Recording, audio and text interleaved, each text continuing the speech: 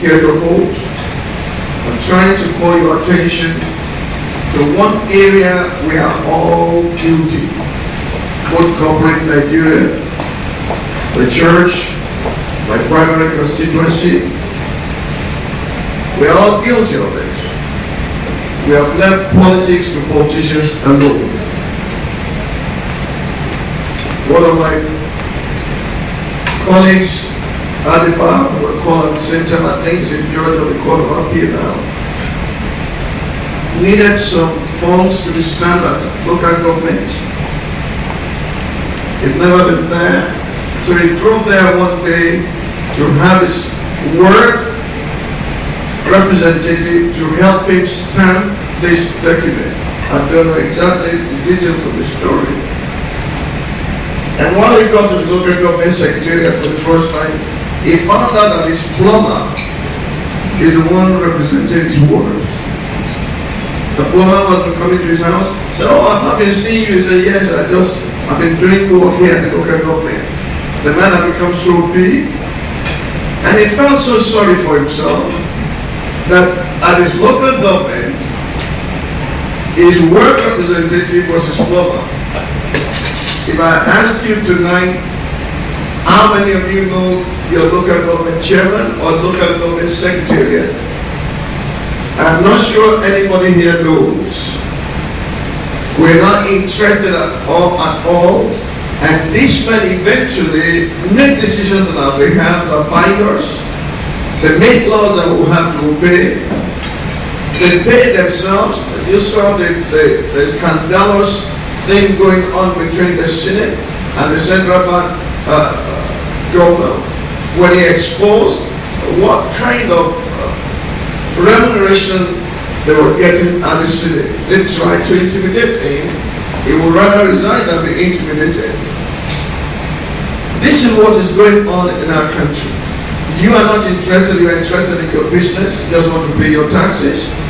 But if you recall, parliamentary system began in the United Kingdom because those who are paying taxes began to demand from the king the right to know how the taxes paid were being utilized. I want to challenge those corporate Nigeria that we accept responsibility for the greatness of our country, that we become interested in what is happening in our polity, that we take active, we play active role.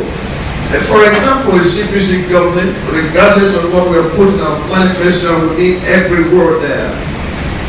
We will still love input from you because we do not have monopoly of wisdom. We want constant interaction with every sector of our national life so that we know how to meet the needs head on. If we don't secure this nation, we can never enjoy economic boom. And if we don't enjoy economic boom, if there's no prosperity in our land, well, just as we wrote in our manifesto, kidnapping will become a cottage industry, and until someone close to you is kidnapped, you do not really know the pain. I remember one day in church when they said our former youth leader had been kidnapped somewhere in Port Harcourt, and they were demanding for 4 million. We didn't even know how to engage the people, how to talk to them. But that's what has become our lot in this country.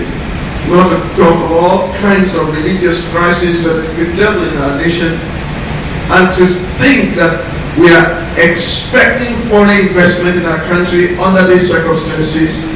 We need to wake up and look in the mirror that we are deceiving ourselves, because nobody will bring money into the midst of turmoil. We need to secure our country, we need to manage it, and present to you a candidate, General Muhammad Buhari, who has a track record of zero tolerance for corruption, and who has the will and the courage to drive through to bring fiscal discipline, all forms of discipline back into the country. We are not going to witch hunt anyone, I can tell you that straight away. Because looking back and blaming what happened in the past is not going to change the future. But we are going to stem the tide of evil. We are going to stop corruption to the barest minimum. We are going to attract those who have the capabilities and the understanding of the economy, not only of the world, because it competes in a global economy, but those who understand what to do and how to do it. And that's one grace God has given General Muhammad Buhari, not intimidated at all by talent, attracting them and looking for them within and without the country. We have a winning and a changing team, or we call it changing, that will unfold in the days to come.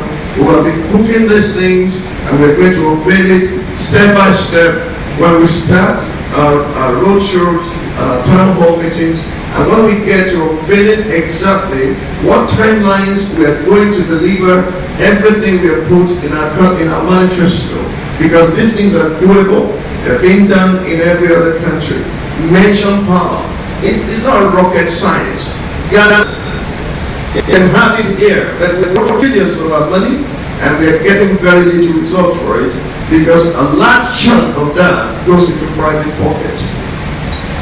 We have been bedeviled by the corruption for too long a time.